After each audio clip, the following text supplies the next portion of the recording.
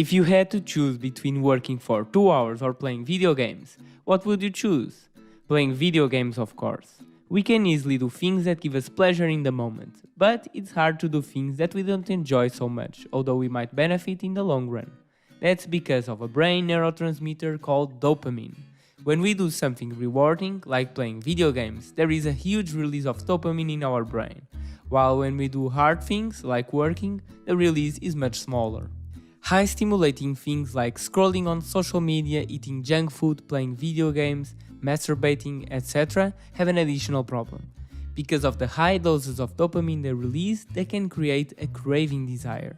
This craving means that just by thinking at them, your brain starts releasing desire hormones.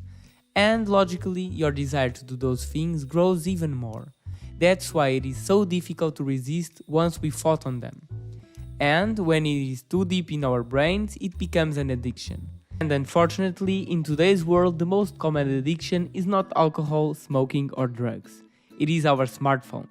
Our smartphones are an amazing invention and allow us to accomplish so much. But as in everything in life, there is always a downside. Our smartphones are a dopamine factory. Every time we get a notification, a release of dopamine happens. Every time we see something we like, guess what? There is dopamine in every scroll we do, and that's why it is so addictive. Has it ever happened to you to open your smartphone for no reason and just start opening every social media app you have, like you are looking for something?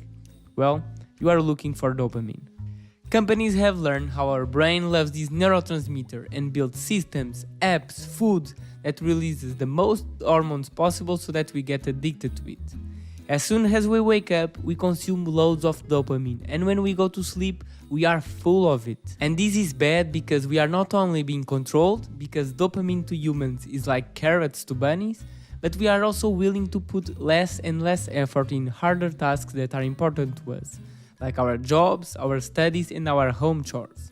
Our brain gets so used to high amounts of dopamine that the small amounts don't captivate us. We develop a tolerance for it. The same thing happens with alcohol. If you are not used to drink and you drink a couple of beers, you start feeling the effect. But if you are used to drink every day, you might need the double or even the triple number of beers to feel anything. I have a challenge for you. If you had to choose between reading a book or watching another YouTube video right now, what would you choose? Another video, of course. But what would happen if you were in a desert island with only books to read? You would be so bored that you would end up reading the whole day. So, that's it. Surround yourself with boredom and you will end up doing the hard things you want. It will be hard and it will take time, but you can slowly reduce the amount of dopamine you consume. As a first step, get to know what are your main dopamine addictions. Is it social media, food, games? It can be sneaky to identify. So, notice what do you do when you feel bored or unmotivated.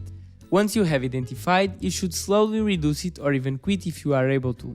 How? Well, I have a couple of videos that might help you that I will put in the end of the video.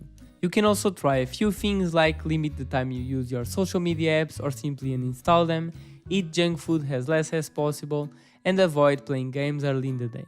Remember that your brain has a dopamine tolerance, so the more you can reduce, the more you will enjoy doing hard things. A great way to make your days more productive is to avoid these high stimulating activities early in the day. If you are checking your smartphone as soon as you wake up, you are already giving yourself less motivation to tackle the tasks of the day. I'm not perfect and I still fall in many dopamine traps, but I use some tactics like avoid touching my smartphone at the first hour of the day, I limited the use of my Instagram account to 15 minutes a day, I rarely eat junk food, and I have quit playing video games unless on special occasions. In the end, each person should find the right balance. If you need support, let's have a call and discuss more. Send me an email and I will be very happy to meet you. It's free of course, and you can find my email in the description below. Find out how you can quit playing video games in the first video or learn how to start mini habits on the second one. Thank you for watching and see you on the next video.